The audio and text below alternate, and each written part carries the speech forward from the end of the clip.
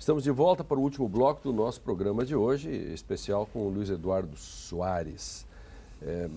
Você falava sobre a PEC 51, que ajudou a elaborar, enfim, que está na continuidade da nossa conversa sobre os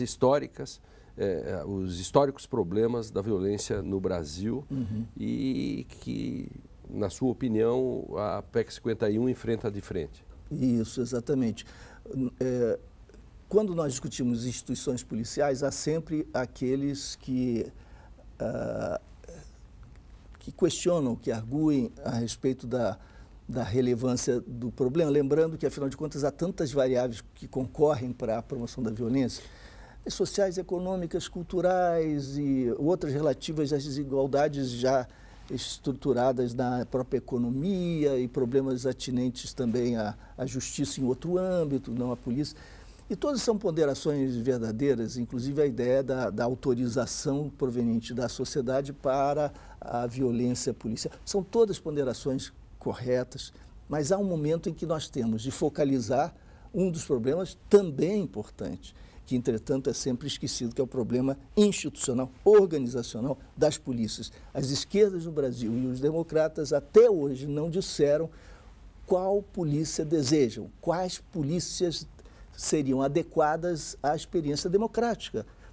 Nós temos um Estado e temos polícia. Se alguém propuser uma alternativa que seja realista, viável, eu estou disposto a conversar, para compreender, quem sabe apoiar. Eu não vislumbro hoje a alternativa à existência de um Estado e, portanto, o corpus normativo legitimado por processos políticos os mais democráticos possíveis e a necessidade de uma instituição que dê forma, dê substância ao monopólio do uso da força, da coerção legítima por parte do Estado. Não conhecemos outro arranjo. A ideia das milícias locais é o descalabro, não é a anarquia libertária, é a tirania mais vil. Claro. Eu digo isso porque há propostas nesse sentido que nem se verbalizam, mas que circulam, entende? E corroendo as nossas propostas reformistas, as considerando insuficientes. Então, bem-vindas às outras, eu não conheço. Por que é necessário reformar as polícias? Porque esse modelo policial, tal como existe, concorre para a promoção de violência, de desigualdade e de injustiça, de iniquidade, como está demonstrado, e contraria os interesses e, inclusive, os potenciais qualificados dos nossos policiais. O que há de competência instalada é subaproveitado. Eu tenho conversado muitos com policiais e militares, eles se queixam, por exemplo, da questão de que se você entra como soldado, você tem um teto, você não pode ser oficial. No meio disso, aí entra outros que entram direto como oficiais. Isso me parece ser um problema também. É um problema muito Carreira grave. Única resolveria isso. Exatamente. Por isso há um apoio praticamente unânime dos policiais que não são delegados na Polícia Civil e dos policiais que não são oficiais na Polícia Militar. Praticamente unânime. Então eu entendi bem isso. Exatamente. Porque o que nós temos em cada instituição é uma duplicidade, dois universos diferentes. Você imagina, você entra como não oficial, como praça. O seu destino é ser, daqui a 25 anos, 30 anos, sargento e assim se aposentar. Você nunca, por melhor que você seja, por mais que você estude, inclusive fora da instituição. Mas isso é de uma iniquidade bárbara, inclusive é contraproducente. Claro, não há coesão interna. Claro. Como é que você pode amar a sua instituição, dedicar-se a ela, se você não é estimulado pela expectativa da ascensão interna? E a Constituição fala em eficiência, isso é anti-eficiência? Mas totalmente. Você condena alguns à impossibilidade do crescimento. Eu me lembro em Nova York, eu morei lá e acompanhei as experiências que fizeram. O sujeito que vai para a rua, está começando a sua carreira, olha com orgulho e com uma admiração que é justificabilíssima para o seu superior. Porque um dia eu posso chegar lá por mérito, pelo meu trabalho. Claro. E ele não é diferente de mim, ele está há mais tempo aqui. Claro. E ele tem suas razões para estar ali. Então, a própria disciplina, o espírito de coesão, de unidade, de identidade, aí se reforçam, é claro. Agora, se você está impedido, não, você entrou por essa porta, você só vai até ali. E no caso da Polícia Civil, você imagina o seguinte, um rapaz ou uma moça, 22 anos, 23 anos, 24 anos... Ele nunca vai conseguir chegar no topo. Sim, mas pensando já por o outro lado da história. 23 anos, termina a Unicinos, excelente curso de Direito, bacharel em Direito, faz uma prova para delegado e passa, porque é brilhante, se dedicou ao curso, etc, etc.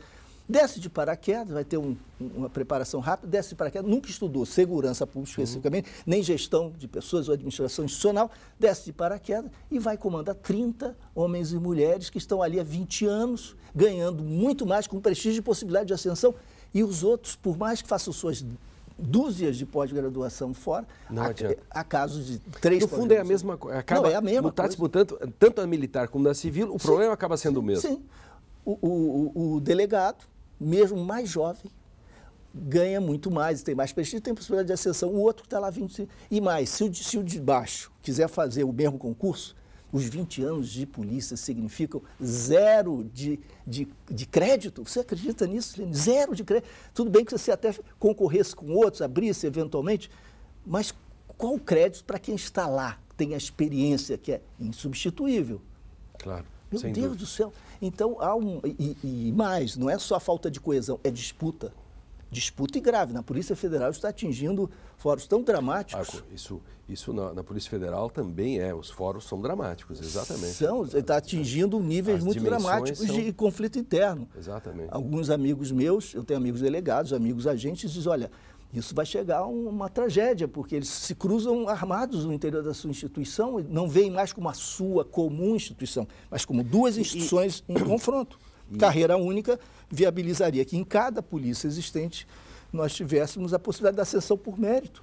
E isso é importante que você deixa claro, o programa de nível nacional, com a audiência da nossa TV Justiça, esse programa vai repercutir, porque você deixou isso muito claro, e as dimensões que isso tem, pouca gente, às vezes as pessoas não se dão conta de que nas duas carreiras, nas duas polícias, acaba sendo o mesmo problema, um pouquinho diferente, mas acaba sendo a impossibilidade de ascensão, etc, etc.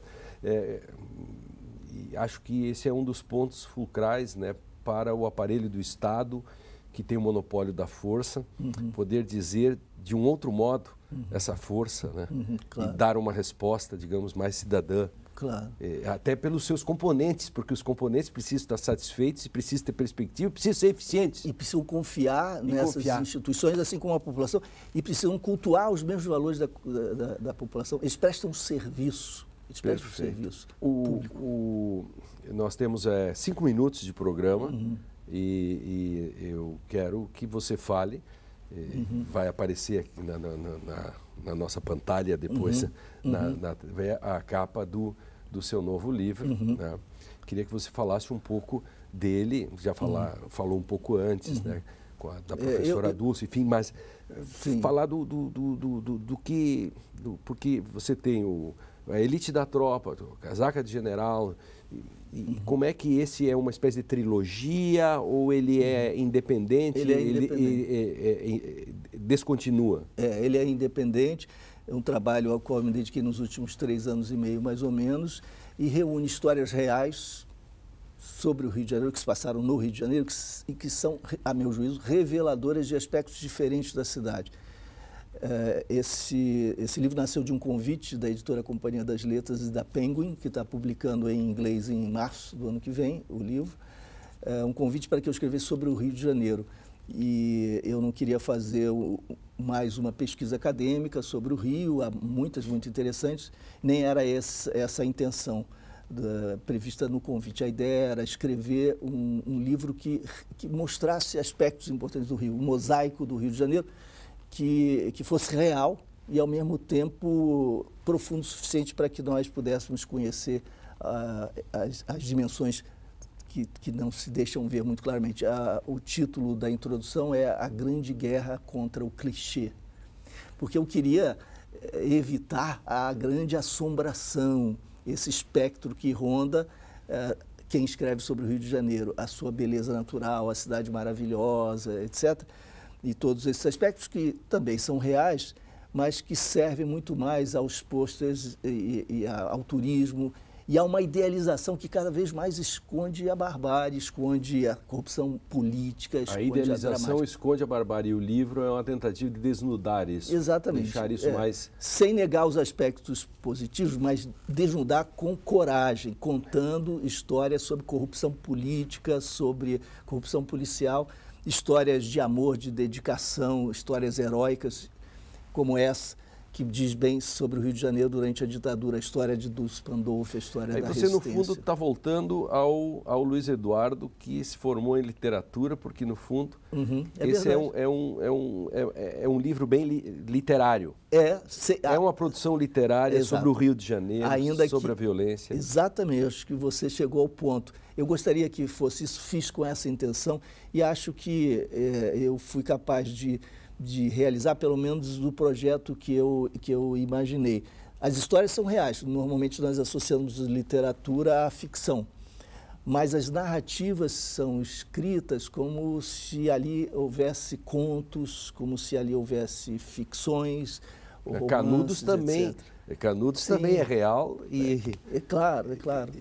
Então, tudo isso que foi escrito no Brasil já, quantas coisas são reais, mas ao mesmo tempo... E o jornalismo literário, que é uma dos gêneros mais atraentes, mais fascinantes, mais interessantes, lida justamente com essa harmonização, esse encontro entre a virtude literária, a inventividade narrativa, que é capaz de promover a empatia entre o leitor e os personagens, que é capaz de conduzir leitoras e leitores para o fundo do universo no qual se ambienta a trama, e, ao mesmo tempo, o respeito, a fidelidade aos acontecimentos, pelo menos tais como apreendidos, analisados e acessíveis para o escritor, para o relator, para o jornalista, para o observador, né?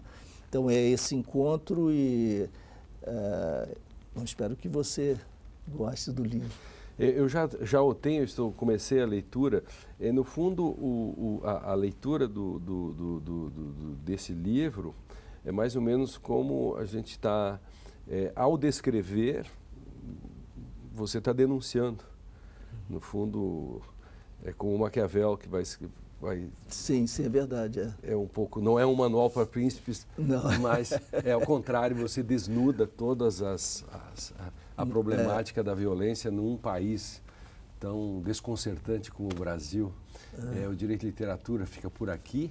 Assista esse e outros programas no facebook.com/Direito e Literatura e no youtube.com/TV Rádio e Unicinos. E não esqueça de participar. Faça sugestões e comentários. Eu espero você no nosso próximo encontro. Este foi um programa especial de Direito e Literatura com Luiz Eduardo Soares, e que tem uma vasta obra e experiência nesta importante questão que é a cidadania e a violência e o papel do Estado. Obrigado, Lênin. Um prazer. Valeu.